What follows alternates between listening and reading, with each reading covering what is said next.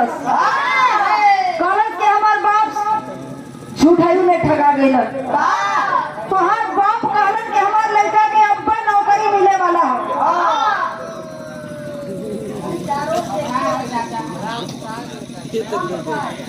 देखिए आप आदरणीय नेताजी राम प्रसाद, नेताजी आपकी ओर से देखेंगे प्यार के पंखुड़ियों से गुथा हुआ अनमोल पुष्पहार साथ में 100 रुपए का सम्मान। बहुत बहुत प्रणाम। कहलन के अब हमार लड़का के नौकरी ना देला, खाली ट्रेनिंग में जाएगा।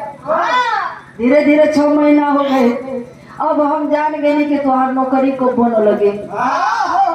काहे मेरा रुआ कहलस कि तू अमीर बाप का बिगड़ा औलाद, कान में लीड लगा के खाली भोजपुरी गाना सुनले वाला तो नौकरी का खाक मिली। देखा ये घोड़ा नौकरी तो ना करो, दिल्ली मुंबई कलकत्ता जैसे कुछ कमा के लेता वो मेहरारू को बात मर्द के करेजा में लाग गई।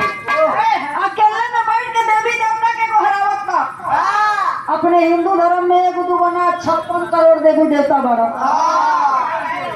अब वही में से चुनता, वही में से अब चुनता कौन जगता देवी बाड़ी।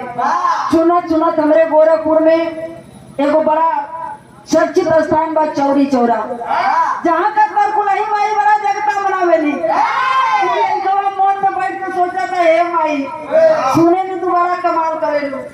हमार मेहरारू को बात करेजा में लागल बा, हम देश में ना कमाए सीधे विदेश जाए। तुम्हारे ऐसा कृपा हो जात कि हम विदेश जाती, आप विदेश से रुपया पैसा कमा के आए तो सबसे पहले तुम्हारा दर्शन करो। संजोग से लड़का विदेश गई, कमा के आई। जब कमा के आई तो नारियल चुनरी लेके उत्तर कुलही माई के स्थान पर गई।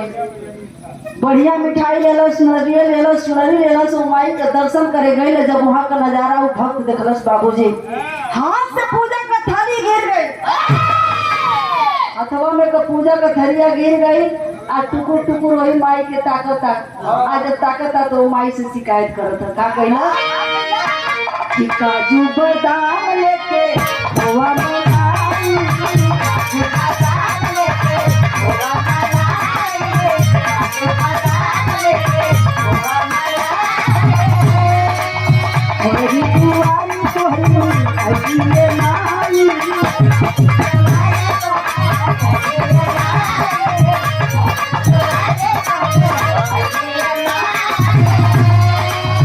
काजू बादाम लेके खोवा मलाई, मेरी बुआई तोहरी अजीले माई, देखन मलाई नजरवा हो, नजरवा हो,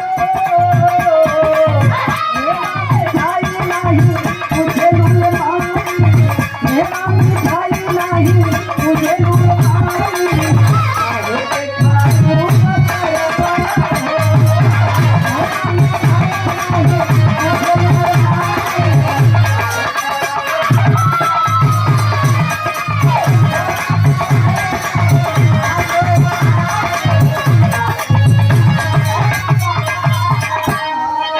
ये देखेगा चढ़ेला खसू चढ़ेला जा कोनो खुशी हो जा।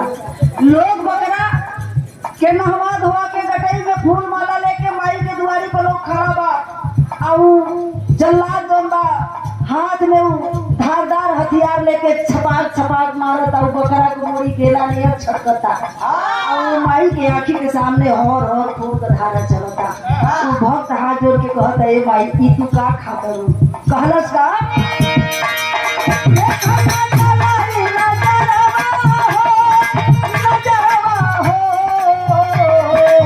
मेरा मिठाई नहीं तुझे लूल माई, मेरा मिठाई